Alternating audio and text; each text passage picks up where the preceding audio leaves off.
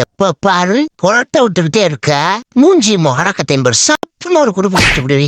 ஏண்டி நீ குளத்தை வரும்போது நான் அமைதியா தானே தூங்குறேன், ஏண்டி இப்படி பண்ற? இப்படியே ஒரு ஓரமா போவோம். ஐயோ இது யாருன்னு தெரியலையே. சரி நீ யாரா? பார்க்க பாவமா இருக்க.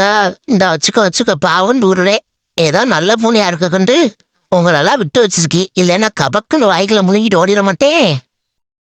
டேய் நல்லவனே, நேத்து பிள்ளை என்னை புரட்டி அடிச்சிட்டு இன்னைக்கு நல்ல மாதிரி என்னடா போய் தொலைடாந்துட்டு போடாந்தேன் அடிக்க போறேன் பாரு.